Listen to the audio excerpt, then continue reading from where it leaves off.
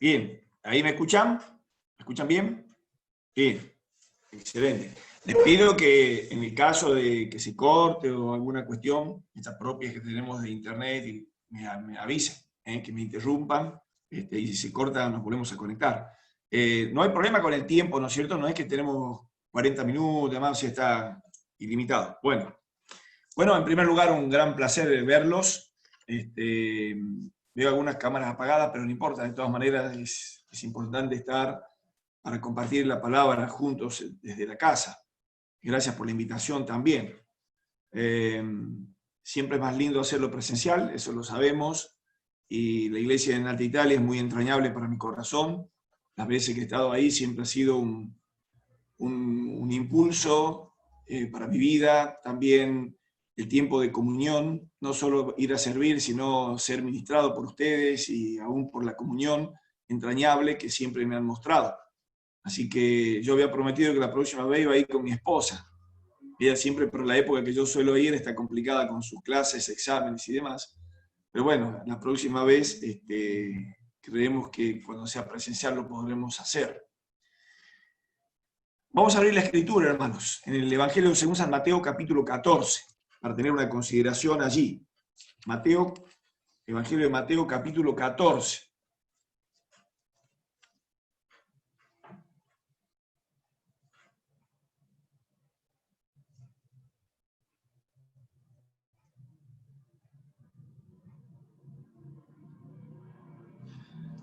Dice la escritura del versículo 22, enseguida Jesús hizo a sus discípulos entrar en la barca e ir delante de él a la otra ribera, entre tanto que él despedía a la multitud. Despedida la multitud, subió al monte a orar aparte, y cuando llegó la noche estaba allí solo. Y ya la barca estaba en medio del mar, azotada por las olas, porque el viento era contrario. Mas a la cuarta vigilia de la noche, Jesús vino a ellos andando sobre el mar.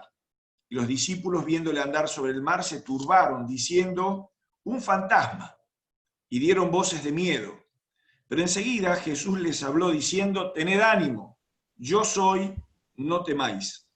Entonces les respondió Pedro y dijo, Señor, si eres tú, manda que yo vaya a ti sobre las aguas. Él le dijo, ven. Y descendiendo Pedro de la barca, andaba sobre las aguas para ir a Jesús. Pero al ver el fuerte viento, tuvo miedo, y comenzando a hundirse, dio voces diciendo, Señor, sálvame. Y al momento, extendiendo Jesús la mano, asió de él y le dijo, hombre de poca fe, ¿por qué dudaste? Y ellos cuando subieron en la barca se calmó el viento. Entonces los que estaban en la barca vinieron y le adoraron diciendo, verdaderamente eres Hijo de Dios. Quisiera que pudiéramos compartir 5 cuadros que encontramos acá entre la tanta enseñanza que tiene este pasaje, que lo hemos escuchado, que lo hemos compartido tantas veces. 5 cuadros sencillos que puedan dejarnos lecciones esta noche. En primer lugar tenemos el cuadro del contrasentido. Yo voy a mirar las pantallas, podría mirar la cámara, pero me gusta mirar las pantallas porque así voy mirando a los hermanos y si alguno se duerme yo le aviso. Así que, primer cuadro, el cuadro del contrasentido. Dice el versículo 14, la barca estaba en medio del mar, azotada por las olas, porque el viento era contrario. Uno dice, la primera pregunta que surge es decir, si el Señor les pidió que suban a la barca y crucen, ¿es que el Señor no sabía que iban a tener prueba? Y claro que sí, el Señor sabía y Él se iba a revelar a ellos de una manera sobrenatural a partir de este viaje que ellos comenzaban en bonanza, pero que iba a ser trastocado, ¿sí?, por factores climáticos. Ahora, muchas veces nos hemos preguntado, y nosotros también en este tiempo nos ha surgido, el decir, Señor, si nosotros te estamos sirviendo, si nosotros estamos haciendo tu voluntad, si somos obedientes a tu llamado, ¿por qué nos va mal? ¿Por qué las pruebas nos golpean? ¿Por qué nos traen tantas lágrimas? ¿Por qué nos toca lo que no quisiéramos? Porque a veces decimos, el Señor nos va a probar siempre, sabemos que forma parte de nuestra vida cristiana. Pero cuando las pruebas son donde no queremos, donde más nos duele, son podemos hacerla. El Señor me podría, si me quería probar, haberlo hecho de otra manera, en otros ámbitos. Tal vez me hubiera quitado el trabajo, pero no a mi esposa. Tal vez me hubiera sacado los bienes, pero no la salud. Entonces, hay cuestionamientos que suelen surgir desde nuestra humanidad. Y tenemos que reconocer que muchas veces después de una gran bendición viene una gran prueba también. Entonces, el hecho de que Dios nos dé una gran bendición no implica que es porque somos muy espirituales, no significa que es porque está muy contento con nosotros. Muchas veces la gran bendición viene justamente porque estamos viviendo piadosamente, porque estamos viviendo en obediencia. Pero esto no quiere decir de que no vaya a venir alguna gran prueba también. Recordamos a Elías, ¿sí? Allá en el libro de Reyes, capítulo 17, él, después de un acto extraordinario frente a los profetas y demás, él se quiere morir. Después de haber hecho algo que lo puso en la cima de la popularidad frente a un pueblo, de repente él va al monte y se quiere morir. Es como que él cree que está solo y hasta parece sentirse abandonado por Dios. Y le hace el cuestionamiento a Dios. Entonces, nosotros decimos, bueno, ser espiritual evidentemente no es una vacuna contra las pruebas. No es porque yo esté viviendo como Dios manda que no voy a ser probado. Es distinto, hermano. Nosotros encontramos en Santiago capítulo 1:12, dice, bienaventurado el varón que soporta la tentación, porque cuando haya resistido la prueba, recibirá la corona de la vida. Entonces, es muy importante que entendamos que ser espiritual no es vacuna contra la prueba. Y esto lo digo, ¿saben por qué? Porque nos hemos encontrado en algunas oportunidades con hermanos en nuestras visitas pastorales que nos hacen esta pregunta. Viendo a un hermano tal vez del grupo de los ancianos, el pastor de la congregación, que está pasando por una prueba, viene la interrogación y dicen, ¿por qué le pasa a él? ¿No se supone que las pruebas muchas veces son para disciplinarnos, para corregir al hermano que anda extraviado? No significa que Dios castiga. Bueno, una prueba no es un castigo, pero también podemos concluir que Dios va a probar a la persona que va a usar. Entonces, hemos estado viviendo, el año pasado, por ejemplo, falleció una hermana de la iglesia de 44 años, también víctima de cáncer de peritoneo. Y ella era la jefa en la escuela evangélica, era la jefa de las conserjes. Y una hermana tremendamente servicial, trabajadora, increíble, muy piadosa, muy cumplidora. Venía teniendo asistencia perfecta de hacía un montón de años. Siempre se podía contar con ella, y sin embargo el Señor se la llevó. Y bueno, tuvimos que, dentro del personal de la escuela, que hay muchos que son de otras denominaciones, tener que contestar la pregunta, ¿por qué si una persona tan buena el Señor se la llevó? ¿Por qué si era una persona, una sierva tan útil, el Señor se la llevó? Entonces, estos cuestionamientos muchas veces son razonables desde lo humano, hermanos, pero no deberíamos nosotros entrar en este terreno. Lo que sí les puedo decir es que estas pérdidas son pérdidas para nosotros, no para el Señor. Y estas pérdidas que parecen que uno dice son hermanos tan serviciales, tan extraordinariamente útiles en la obra, ya nos han dejado un legado y ya han hecho un trabajo de fidelidad al Señor y al pueblo de Dios y aún a los que no tienen a Cristo. Y son hermanos que extrañamos mucho. Pero hemos visto a los familiares. En el caso del hermano que falleció el año pasado, vimos la fortaleza del esposo y cómo él fortaleció su ministerio a partir de la gran prueba. Y hoy es un hermano que es un año y pico después, es un hermano que es un pilar para los ancianos. Es una columna donde apoyarnos. Entonces, vemos que la prueba tiene propósitos muy definidos de parte de Dios que normalmente no los entendemos. Nos hace acordar a los amigos de Job, ¿se acuerdan? Como si lo miraran socarronamente a Job y le dijeran, si eras tan fiel y eras tan justo, no te hubiera pasado esto. Si esto te está pasando, por algo debe ser. Por algo debe ser. Y bueno, muchas veces encontramos que asociamos el momento de la prueba, ¿no es cierto?, como si fuera que Dios me está queriendo decir algo que por las buenas no he entendido.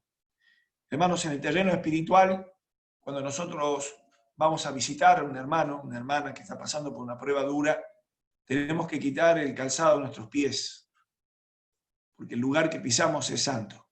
Está un hermano bajo prueba, Hay un hermano bajo presión y nosotros no podemos de ninguna manera encontrar explicaciones. Y Job quiso pedirle explicaciones a Dios, por ejemplo, y Dios le respondió con preguntas. ¿Dónde estabas tú cuando yo? Entonces, bajo estas circunstancias encontramos muchas veces el contrasentido que tiene la vida cristiana. El contrasentido, porque parece que estamos haciendo las cosas bien y no, y pareciera por lo contrario que hay gente que hace las cosas abiertamente mal y no les va como nosotros pensamos que les debería ir. Y después tenemos en segundo lugar el cuadro de la confusión. No solo el contrasentido, sino la confusión. Dice el versículo 25, mas a la cuarta vigilia de la noche Jesús vino a ellos andando sobre el mar. Y los discípulos, viéndole andar sobre el mar, se turbaron diciendo, un fantasma, y dieron voces de miedo. Queridos hermanos, ¿alguna vez viste un fantasma? Yo no. Seguramente los discípulos tampoco. Pero bueno, esto que es un personaje de leyendas, de cuentos, de películas, evidentemente era algo que Dios quiso dejar plasmado en la Escritura para que nosotros saquemos lección de esto también. Es curioso que los discípulos prefirieron creer un disparate, algo que salía de la realidad, de su propia realidad. Y nosotros tenemos que decir, no le digamos fantasma al Señor. Muchas veces nos pasa que el hecho de conocer poco al Señor hace que lo confundamos. Y mal. A veces reclamamos cosas a Dios como si Dios nos debiera algo. A veces nos quejamos, como si el lenguaje de la queja pudiera movilizar la mano de Dios para cambiar la realidad, tal vez alguna realidad que estamos viviendo y no nos gusta. Hermanos, es importante que no nos confundamos. Dice Santiago, si ustedes lo buscan conmigo, capítulo 1, no perdamos el pasaje, por favor, de Mateo 13, 14. Vamos a Santiago, capítulo 1.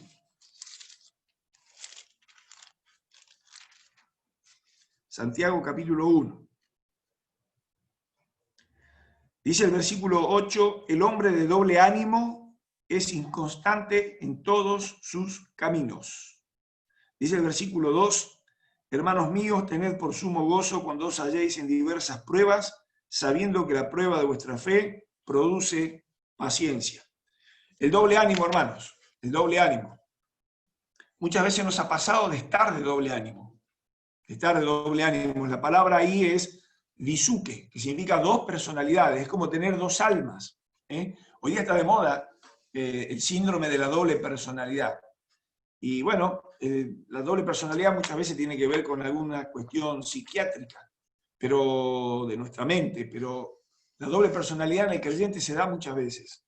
Hemos tenido hermanos que los vemos sirviendo, que los vemos trabajando en la obra, y de repente nos han pedido que los vayamos a visitar, y en la visita pastoral vamos y nos encontramos con un montón de reclamos, un montón de quejas, un montón de disconformidades. Y decimos, pero hermano, usted está sirviendo, sí, pero yo lo hago y no sé hasta cuándo lo voy a hacer, porque yo veo cosas, porque yo veo hermanos, porque, hermanos, cuidado con el doble ánimo, cuidado con el doble ánimo. El doble ánimo es como ir a la playa y poner un pie en el agua y un pie en la arena. No estoy ni en el mar ni estoy en la playa, no disfruto ni del mar ni disfruto de la arena. El cristiano tiene que adentrarse al mar y bucear en las profundidades de Dios y dejar de estar en la orilla. No sé si han estado en el mar alguna vez y han visto a dónde queda la basura del mar. Toda la basura del mar, las olas la traen y la dejan en la orilla. Y ahí vienen flotando las botellas y se quedan en la parte mansa de las olas. Entonces, un cristiano no se queda juntando la basura del mundo. Un cristiano se adentra en las profundidades de Dios, de la palabra de Dios, de la presencia de Dios. Y puede vivir en una realidad muy distinta. Podemos entrar a vivir en lo trascendente y dejar de vivir en lo superficial. Entonces, el apóstol va a decir, tengan por sumo gozo cuando se encuentren en las pruebas. Porque la prueba siempre produce. La tentación siempre es para nuestro daño, para nuestro perjuicio. Esa es la diferencia. Pero las pruebas que Dios permite sobre nuestras vidas siempre son para producir algo. Entonces debemos recibirlas como de parte de Dios sin protestar. Ahora, Aún los cristianos dicen barbaridades en medio de las pruebas, porque bueno, no vamos a juzgar a los discípulos solamente. Ellos vivían, estaban todo el tiempo con el Señor, con el hombre más popular de la época, lo habían visto hacer prodigios, señales que ningún otro hombre había hecho. Sin embargo, cuando lo ven caminando sobre las aguas, dice la Escritura, creyeron que era un fantasma. Y el poco conocimiento del Señor hizo que pudieran disfrutar más del Señor. Fíjense que el capítulo termina diciendo que ellos ahí adoraron a Dios, al Señor. Se dieron cuenta quién era el que estaba con ellos en la barca. Este mismo que los había despedido en tierra. Entonces, conocer al Señor siempre será una experiencia extraordinaria. Y amar a Dios será la experiencia insuperable en nuestra vida. Podemos hacer muchas cosas, pero amar a Dios siempre es la experiencia insuperable. Entonces, como hay creyentes que dicen cosas que no deberían decir en medio de las pruebas, nosotros decimos, bueno, hay que dejarlos sufrir. Están de doble ánimo. Están de doble ánimo. Y acá encontramos como ejemplo bíblico a Job y a su esposa. A Job y su esposa. Vamos al libro de Job, porque nosotros refrescamos la memoria leyendo la Escritura, más allá de que son historias que conocemos. Job capítulo 1.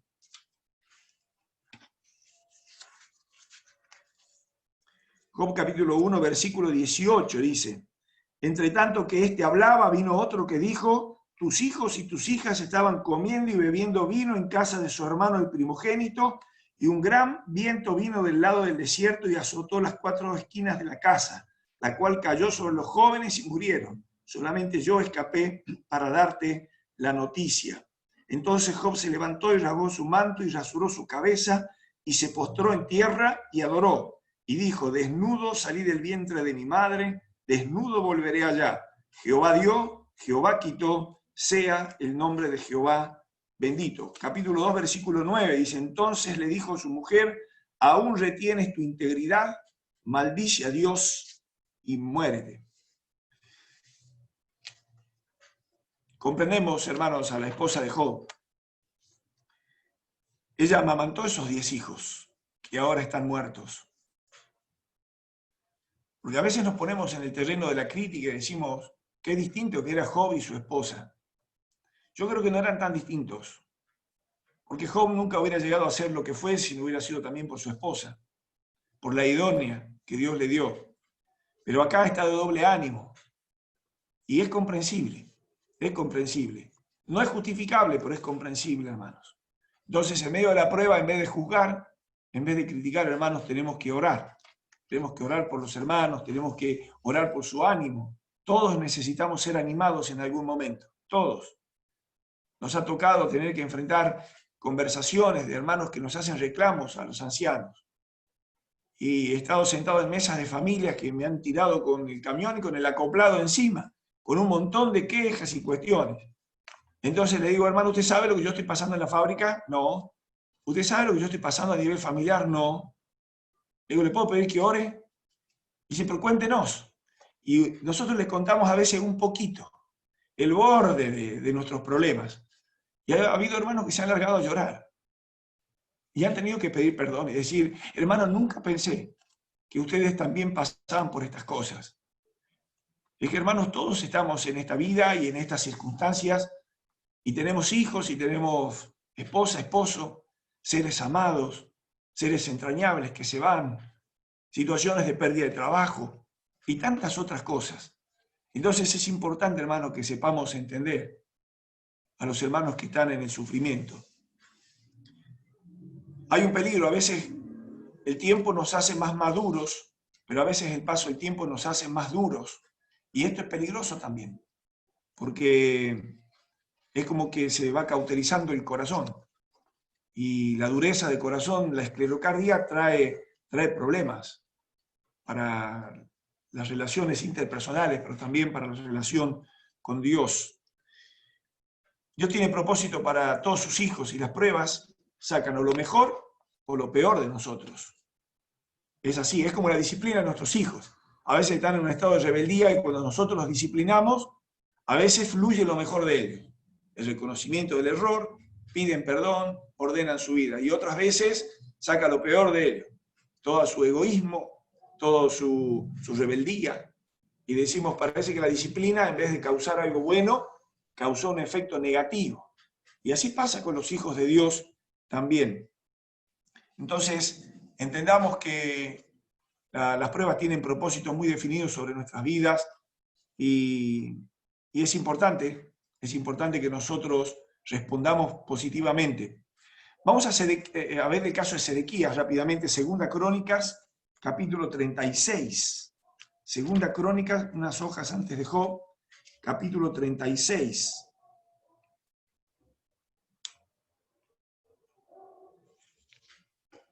Vamos a buscar el versículo 11. Dice, de 21 años era Sedequías cuando comenzó a reinar y 11 años reinó en Jerusalén e hizo lo malo ante los ojos de Jehová su Dios y no se humilló delante del profeta Jeremías que le hablaba de parte de Jehová. Dice el versículo 15, y Jehová, el Dios de sus padres, envió constantemente palabra a ellos por medio de sus mensajeros. Yo subrayé la palabra constantemente, porque él tenía misericordia de su pueblo y de su habitación, mas ellos hacían escarnio de los mensajeros de Dios y menospreciaban sus palabras, burlándose de sus profetas, hasta que subió la ira de Jehová contra su pueblo y no hubo ya remedio. Queridos hermanos, el dictamen de Dios terminó siendo no hay remedio, no hay solución, no hay respuesta. Entonces, es importante que nosotros seamos conscientes de que con Dios no podemos jugar. Entonces, cuidado con rebelarnos contra la autoridad en todos los ámbitos, también de la iglesia. Cuidado con hablar mal, cuidado con no hacer caso a las advertencias de nuestros hermanos, de los siervos. Entonces, es importante que nosotros tomemos conciencia que estamos delante del Dios vivo. Y cada vez que ustedes leen en la Escritura el Dios vivo, estamos hablando de un Dios que actúa, de un Dios que no pasa por alto el pecado, de un Dios que no tolera el pecado en ninguna de sus formas, ni en sus hijos ni en los que no lo son, porque Dios no va a dar por inocente al culpable. Entonces, dice, para Sedequías no hubo más remedio, no hay solución ante una situación de este tipo. Podemos estar pasando por momentos de dolor. Nosotros tenemos que reconocer que el dolor nos hace únicos. No hay dos dolores iguales. Sentimos, cuando hacemos las visitas a los hermanos que están sufriendo, que están pasando por pruebas duras, y vamos con la palabra de Dios porque nuestras palabras son muy pocas. Y aun cuando hayamos tenido experiencias similares a la del sufrimiento de algunos de nuestros hermanos, el dolor de cada uno es el dolor de cada uno. Nos hace único el dolor. Por eso el dolor también tiene propósito en nuestra vida. El dolor nos hace depender de Dios, hermanos. Nos hace, cuando a usted le hacen un estudio médico y el médico hace una carita y dice, vamos a hacer un estudio más profundo. Usted se vuelve a su casa y hay un dolor acá adentro. ¿Qué tendré? ¿Tendré algo malo? ¿Algo que el médico no me quiso decir? ¿Será? Y empezamos a asustarnos, a atemorizarnos. Y esto nos hace depender de Dios, porque empezamos a orar más, empezamos, Señor, si es tu voluntad, Señor, ayúdame, Señor, empezamos a cuidarnos, y empezamos a entender que el único que nos calma es Dios. Por ahí hasta nos quita el sueño, el temor nos quita el sueño, pero Dios nos calma. Él trae su bálsamo, Él trae su abrazo, Él trae el acercamiento a su propio corazón para hacernos entender que cuando nosotros sufrimos, Él también sufre. Que Él ríe nuestras risas, pero también llora nuestras lágrimas. Y encontramos en Dios a la persona más extraordinaria para sobrellevar el momento de la prueba. El dolor nos hace conocer a Dios. Job, después de todo lo que pasó, escribe ese maravilloso versículo del capítulo 42, donde dice, de oídas te había oído, pero ahora mis ojos te ven. Él se dio cuenta quién era Dios. Si bien es cierto, él tenía una idea. Si bien es cierto, él creía y confiaba y era temeroso de Dios. Y era un hombre íntegro, tremendamente íntegro. Sin embargo, pudo conocer realmente como Dios merece ser conocido a través del dolor, a través de la prueba. Entonces, el dolor hace que en vez de conocer de Dios, nosotros pasemos a conocer a Dios, como Dios merece y debe ser conocido. El tercer cuadro es el cuadro de la confianza.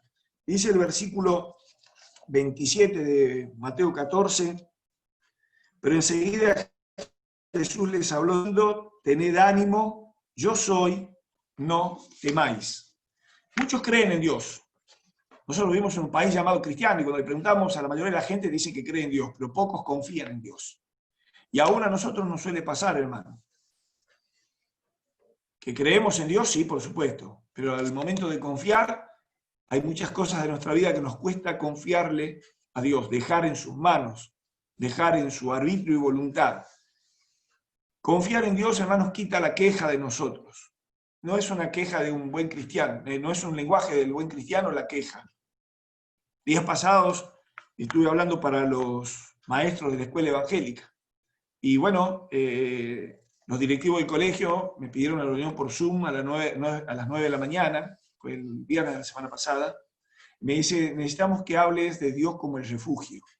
Dice, porque los hermanos están pasando por situaciones. Entonces hablé, y entre esas cosas presenté al Dios en el cual creemos y confiamos, y que uno dice, bueno, estoy hablando a todos creyentes. Sin embargo, cuando llegó el momento de las preguntas y las respuestas, o de compartir, uno de los profesores pidió la palabra y como que hizo catarsis en ese momento y dijo: yo tengo que reconocer que le he fallado a Dios, porque yo me he dedicado a quejarme, inclusive por las redes sociales, del gobierno, de los médicos, de las medidas y demás, y me doy cuenta que yo había descuidado mi relación con Dios. Hermanos, seamos cuidadosos. La queja no proviene de Dios. Miremos la vida de Habacuc, y él también terminó, se acuerda, diciendo: aunque la higuera no florezca ni las vides haya fruto. Hermano, qué bendición poder decir eso, poder con nuestro corazón quebrado confiar en la soberanía de Dios para todas las cosas. Entonces, hablemos el lenguaje de la alabanza, hermanos, que es la que nos acerca al corazón de Dios, que seamos siempre agradecidos y que nuestra alabanza no falte en todas las maneras, no digo solo cantando, hermano, pero aún demostrando con nuestro testimonio y en nuestras conversaciones, nuestra gratitud a Dios. Confianza en Dios trae contentamiento, porque cuando uno confía en que pase lo que pase, estamos en las manos de Dios y estamos en el propósito de Dios, eso trae gratitud también, y contentamiento. He aprendido a contentarme, cualquiera sea mi situación. Y cualquiera es cualquiera, pero yo siempre me centro en la palabra, en el verbo he aprendido. ¿Cómo nos cuesta aprender el contentamiento? Aún Pablo dijo: yo he tenido que aprenderlo. Yo he tenido que aprenderlo. Y nos insta a que nosotros hagamos también lo mismo. Lo dice a Timoteo: he aprendido a contentarme cualquiera sea mi situación. Entonces dijimos, creemos en Dios, pero a veces nos cuesta confiar. La creencia, hermanos, es lo que yo sostengo. La convicción es lo que me sostiene a mí. Nosotros tenemos que aprender a vivir más que por creencia, por convicciones. Convicciones basadas en la palabra de Dios, convicciones sustentadas en las verdades bíblicas, en los mandamientos, pero también en las promesas de Dios. En las promesas de Dios. Entonces cambia nuestra vida, cambia nuestro enfoque.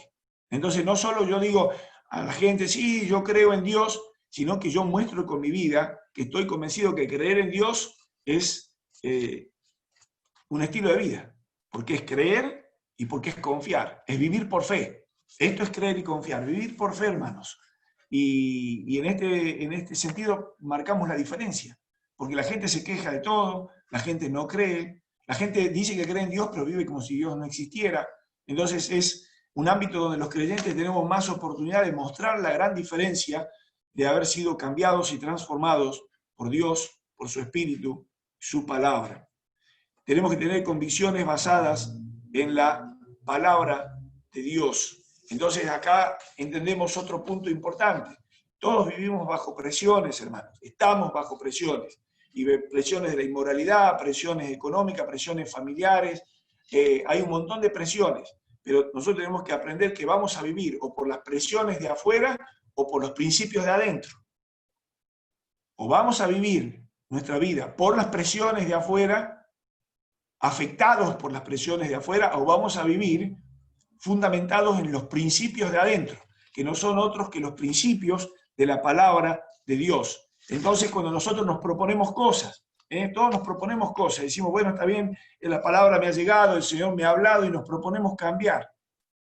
Y la pregunta es, ¿dónde quedó lo que te propusiste en la última conferencia? ¿Dónde quedó lo que te propusiste a lo mejor en el último retiro espiritual? ¿Y dónde quedó lo que te propusiste en la última reunión por Zoom? Y nos proponemos cosas. La diferencia que tenemos nosotros con Daniel, él dice, Daniel propuso en su corazón no contaminarse. Hermano, la diferencia con Daniel que tenemos nosotros, que Daniel fue Daniel, porque no solo propuso, sino que lo hizo. Entonces nosotros tenemos que aprender a proponernos cosas en la presencia de Dios, pero cumplirlas, llevarlas adelante, que son las que van a modificar nuestra vida, nuestra conducta. Entonces viviremos o por las presiones de afuera o por los principios de adentro. Y eso es lo que marca la diferencia en todo nuestro entorno. En cuarto lugar, el cuadro de la confirmación. Dice el versículo 28, entonces les respondió Pedro y dijo, Señor, si eres tú, manda que yo vaya a ti sobre las aguas. Y él dijo, ven. Y descendiendo Pedro de la barca, andaba sobre las aguas para ir a Jesús. Queridos hermanos, nosotros también necesitamos las órdenes de mando del Señor para nuestra vida. Para todas las áreas de la vida. Necesitamos recibir las órdenes de mando del Señor. Aún para lo sentimental necesitamos su voluntad directiva, para las cuestiones familiares, para las cuestiones eclesiales, aún para las situaciones laborales. Necesitamos. Todo lo que Dios nos da es un medio para servir a Dios, pero necesitamos estar en la voluntad de Dios. Esto es muy importante. Nosotros tenemos que sacar de nuestra vida todo lo que estorba, todo lo que contamina, porque esas son las cosas que nos estorban en nuestro progreso espiritual. Es importante, en medio de esta pandemia, nos ha tocado vivir algo que nunca pensamos que íbamos a vivir. Alguien dice que estas situaciones han venido para quedarse, no lo sabemos, Dios lo sabe, pero la realidad es que tenemos que aprovechar aún todas estas instancias y circunstancias para servir a Dios en todas las formas que podamos y también para mostrar testimonio, hermanos. Vemos la gente desesperada, vemos la gente agobiada, vemos la gente que está psicotizada con todo esto. Nosotros tenemos que mostrar que confiamos en el Dios todopoderoso y soberano, que nuestra oración moviliza lo que nuestras quejas jamás lograrán. Nuestra queja será pecado, nuestra oración va a movilizar el brazo omnipotente de Dios a favor de su pueblo, a favor del país, a favor de la humanidad, de lo que sea. Entonces, allí estamos enfocados cada uno de nosotros. Las órdenes de Dios no se pueden resistir, hermanos, no se pueden resistir. Nosotros tenemos que aprender a buscar su voluntad y cuando Dios da la orden a través de un mandamiento, no se resiste. Aún Lázaro, cuando Jesús le dijo, Lázaro, ven fuera, aún un muerto no se resistió. Por lo tanto, nosotros no debemos resistir las órdenes de Dios. Y vamos al último cuadro, hermanos, el cuadro de la condición, dice el versículo 30. Pero al ver el fuerte viento tuvo miedo, y comenzando a hundirse dio voces diciendo, Señor, sálvame. Al momento Jesús, extendiendo la mano, asió de él y le dijo, hombre de poca fe, ¿por qué dudaste? Bueno, recién hablábamos de creer en Dios, de confiar en Dios. Acá está el reclamo del Señor, hombre de poca fe. A nosotros también nos suele pasar eso, de poca fe. A veces oramos y queremos ayudarlo a Dios, y queremos hacer cosas, a ver si de alguna manera nosotros podemos hacer lo que Dios no puede. Y nos equivocamos mucho, ¿verdad? Y el Señor nos tiene que mostrar otras lecciones y demostrarnos que el omnipotente es Él, y que el que puede hacer todas las cosas es Él, y que espera que nosotros hagamos lo que nosotros podemos, y Él hace lo que nosotros no podemos. Y está bueno porque Pedro le dijo al Señor, si eres tú, manda que yo vaya. ¿Saben por qué Pedro no se hundió desde el primer momento? Porque él obedeció una orden del maestro. Ven, le dijo el Señor. A nosotros nos pasa que a veces decimos, estoy orando por este tema, pero como no recibimos la respuesta, nos largamos solos. Saltamos solos al vacío. Y después cuando fracasamos, nos va mal o nos golpeamos y nos lastimamos, entonces levantamos las manos y decimos, Señor, sálvame. Nosotros cuando recibamos una orden de Dios, la tenemos que obedecer, la tenemos que obedecer porque sabemos que obedecer a Dios siempre será la decisión correcta. Yo sé que cuesta obedecer, a todos nos cuesta obedecer, pero el costo de la desobediencia es más grande que de la obediencia. Entonces, como nosotros ya lo sabemos, como ya nos ha pasado, como lo hemos experimentado, como lo hemos visto en nuestra vida, pero también lo hemos visto en otros, decimos, elijo obedecer al Señor siempre. Siempre. Hay muchísimas anécdotas que podríamos contar de nuestras desobediencias y cómo las hemos tenido que pagar. Entonces, es muy importante que nosotros reconozcamos que somos débiles, que solos no podemos, y que Dios es Dios de lo sobrenatural.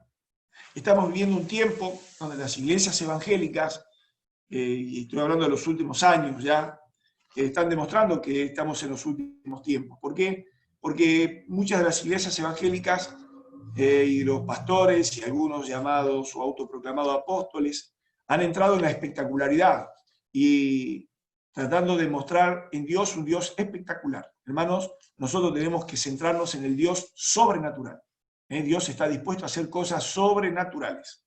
Entonces, si Dios hubiera querido hacer una cosa espectacular, el Señor, ante el pedido de Pedro, podría haber mandado ángeles del cielo que lo agarren de las manos, lo lleven, lo pongan delante de él, lo hagan flotar y haber hecho algo muy espectacular. Sin embargo, el Señor hizo algo sobrenatural. Pedro, haz lo que vos podés hacer, bajate de la barca.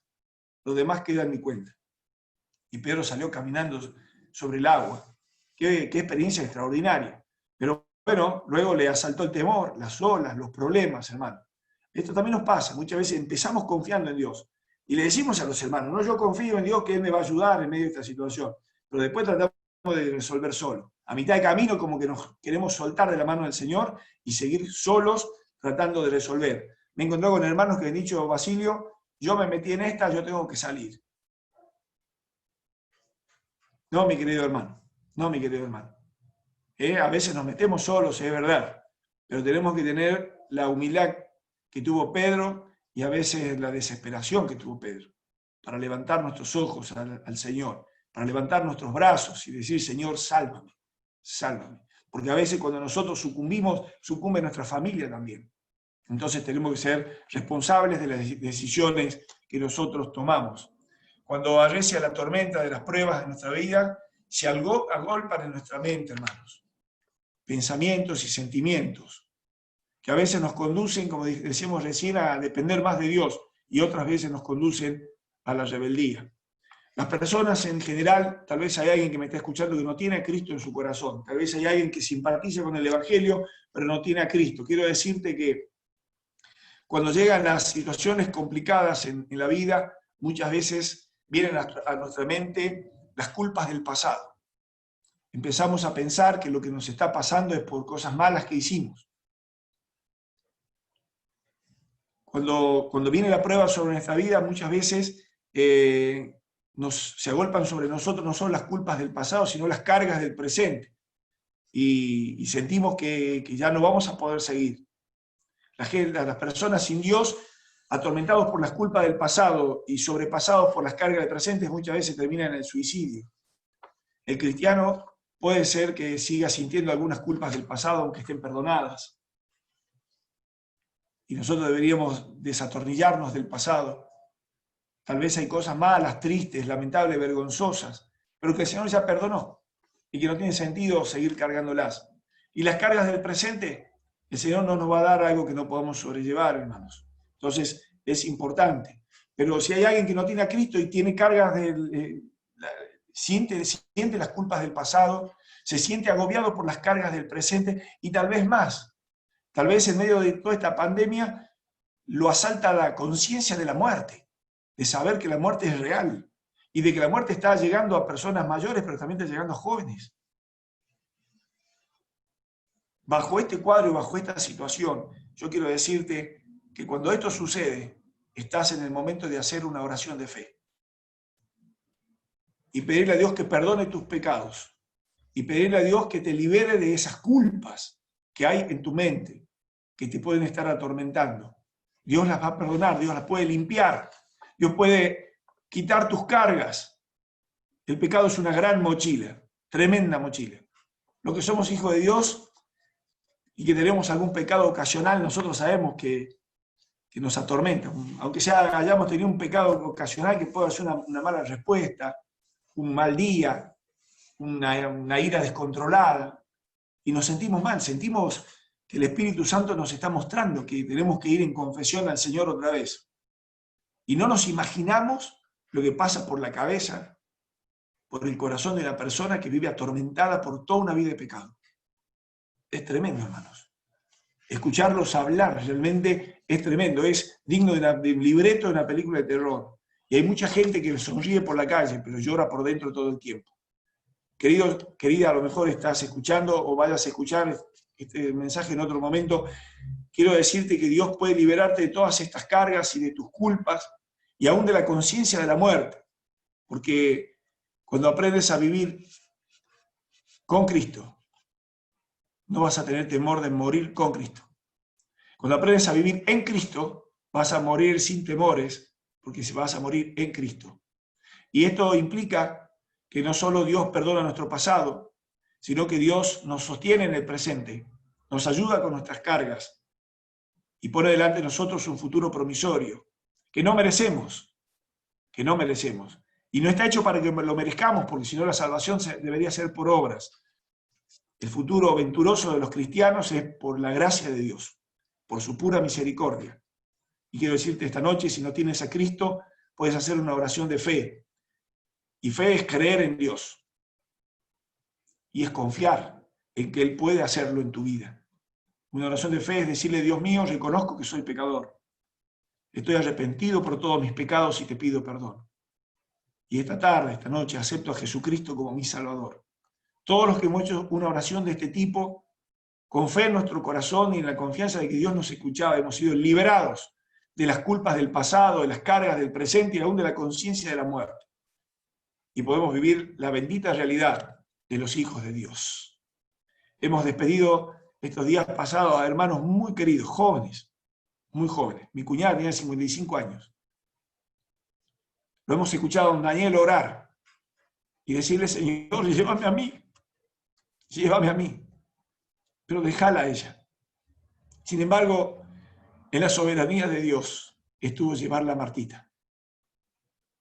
Con todo el potencial, con todo lo que ella daba, con una vida extraordinaria de testimonio piadoso, íntegro. Era la directora general del colegio, una excelente hermana en todo sentido, una sierva de Dios, encaramada en la fundación Juntos, junto a Esteban, el esposo, trabajando en la evangelización del país y en países limítrofes. Sin embargo, el Señor la quiso llevar.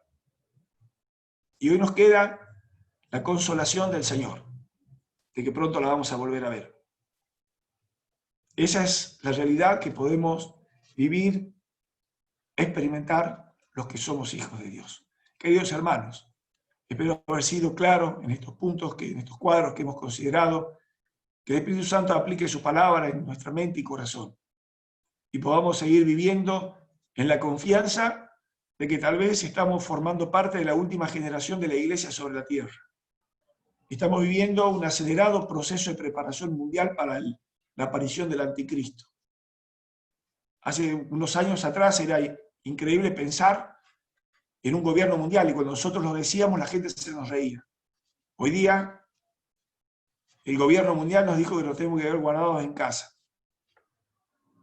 Ha sembrado el terror a través de un virus microscópico invisible que nos hace pensar que no estamos a las puertas de la venida del Señor, que nos va a venir a librar en medio de esta generación maligna y perversa. Queridos, no sabemos y conocemos el corazón de Dios.